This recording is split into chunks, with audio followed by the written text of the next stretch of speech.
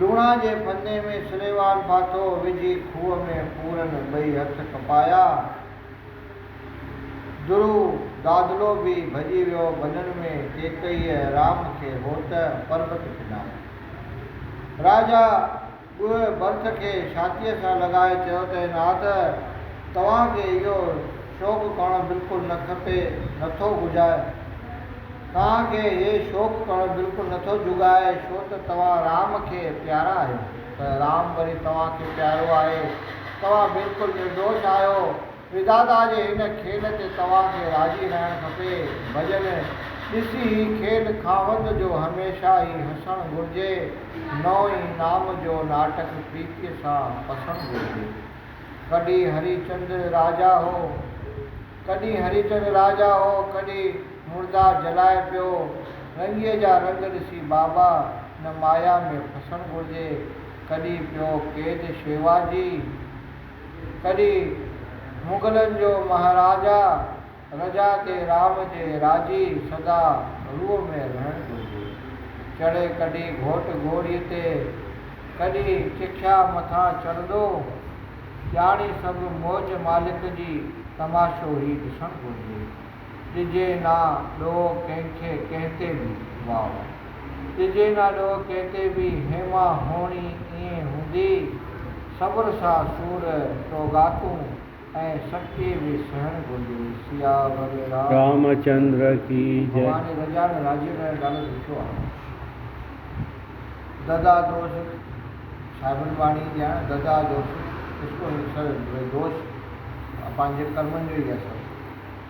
इन ॻाल्हि करण खां पोइ भर्त निषाद खे सॼे गंगा जे पार हलण लाइ चयो। सभई ॿेड़ियुनि में चढ़ी वेठा ऐं जल्दी ॿेड़ियूं गंगा जी जे पार पहुतियूं।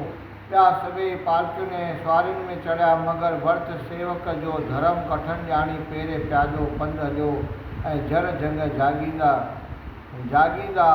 प्रयाग में अची पहुता। भर्त प्रेम में गदगद थी सीताराम सीताराम पुकारण लॻो।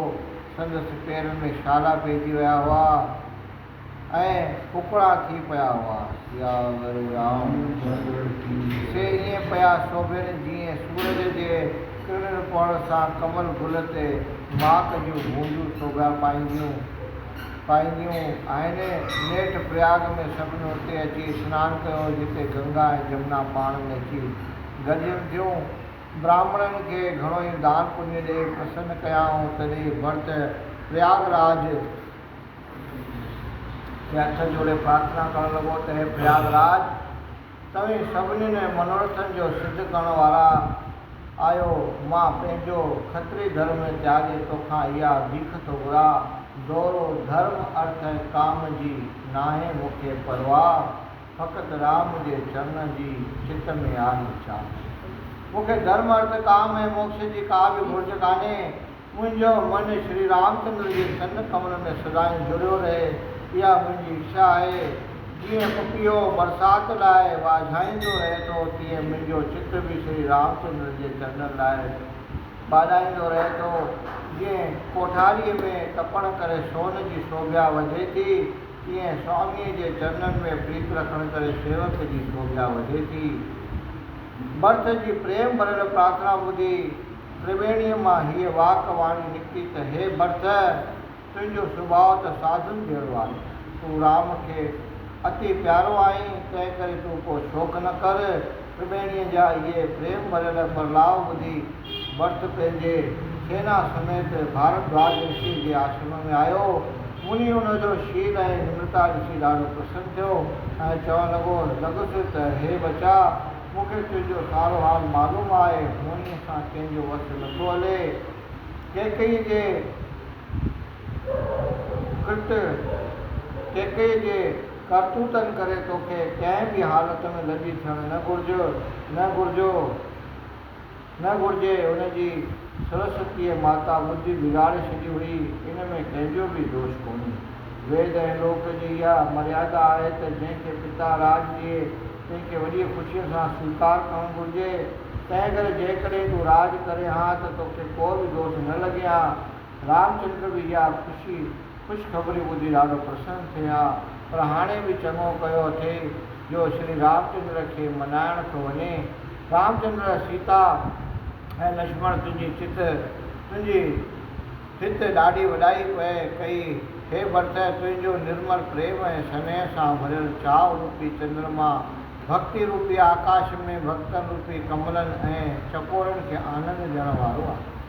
तुंहिंजो जस राम भक्तीअ रूपी चंद्रमा सां अॻे खां बि अॻिरो छिमकंदो ऐं प्रेमा भक्तीअ जे अमृत सां टिमटार रहंदो।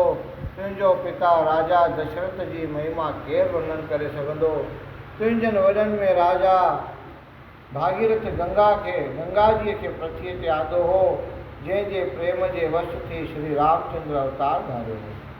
जंहिं राम जीअ जो महादेव बि हृदय जो नेत्रनि सां दर्शन करे थो। हे भरत, तंहिं करे तूं को शोक न कर। मां जेकी चवां थो सो सच थो चवां। मां उदासीन तपस्वी वन में रहां थो।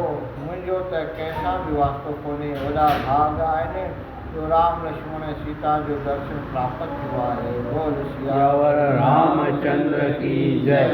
मुनि जा मन मोहींदड़ वचन ॿुधी भरत प्रेम में मगन थी चवणु लॻो त हिते मुनियुनि जो मेड़ आहे ऐं तीर्थनि जो महापवित्र स्थान आहे। तंहिं करे कसम खणण बि चङो न आहे।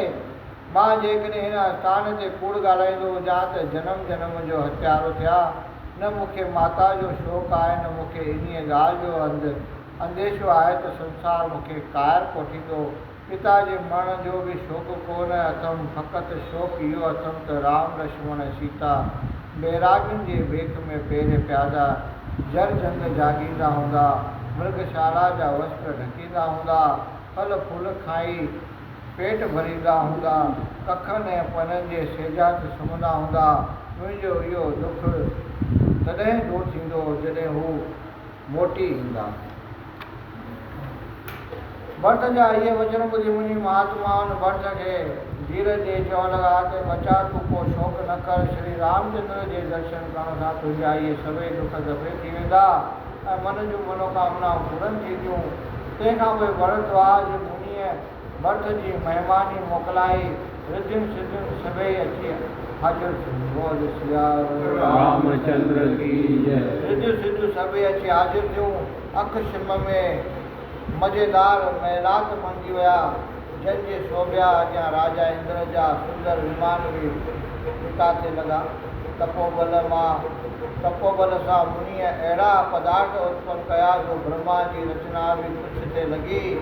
हर प्रकार जा खटा मिठा सनोड़ा ऐं स्वादी भोजन अची विया। सभिनी खाई खणी ड्रौ कयो। तंहिंखां सवाइ सुम्हण लाइ सेजाऊं, फुआरा ऐं फुलवारियूं, सुगंधीअ वारा गुल हर के आनंद वरितो। ॿिए ॾींहुं पंहिंजा माण्हू साण ॾेई भरत खे रामचंद्र जो ॾस ॾेई चित्रकूट ॾांहुं रवानो कयईं। राम जी जे रहण जा स्थान ऐं वण ॾिसी भरत जे दिलि में प्रेम जूं छोलियूं ख़ुशियूं ॾियणु लॻियूं। ऋषि मुनि सभई प्रसन्न थियणु लॻा। जिन जिन भरत जो दर्शन कयो तन जो आवागमन मिटी वियो। बोल सियावर रामचंद्र की जय। इंद्र खे जो पतो पियो त भरत राम सां मिलण थो वञे, मथां ईअं न थिए जो भरत जे प्रेम वश थी राम अयोध्या मोटी न वञे, तो पंहिंजे गुरू बृहस्पतिअ खे वञी वेनती कई त गुरू जी अहिड़ो को उपाउ करियो जीअं भरत जो राम सां मेलाप न थिए, छो त राम प्रेम जे अधीन आहे। भरत प्रेम जो अथाह सागर आहे। इंद्र जा इहे वचन ॿुधी देवताउनि जो गुरू बृहस्पति मुश्की चवणु लॻो त इंद्र, तूं 1000 नेत्र हूंदे बि अंधो आहीं। हिन वक़्तु तुंहिंजो छल ऐं कपट करणु अजायो आहे। भॻवान जो भक्तनि सां जेको छल कपट करे थो उनजे मथां हज़ारे आपदाऊं अची पवंदियूं। हे देवताउनि जा राजा, अॻे तो जेकी कयो सो सभु राम जीअ जी इच्छा अनुसार हो। जेकॾहिं हाणे कपट कंदे त तुंहिंजी हानि ज़रूरु थींदी। श्री रामचंद्र जो अहिड़ो त निर्मल सुभाउ आहे जो जेको हुनजो अपराध करे थो त उन ते कॾहिं बि क्रोध नथो करे, पर जेको हुनजे भगत जो अपराध करे थो उहो हुनजे क्रोध रूपी अग्नि में भस्म थी वञे थो। तंहिं करे हे देवताउनि में शिरोमणि इंद्र, दुर्वासा ऋषिअ ऐं अम्बरीश राजा जी कथा याद करो। बोल सियावर रामचंद्र की जय। बस हरि राम नारायण।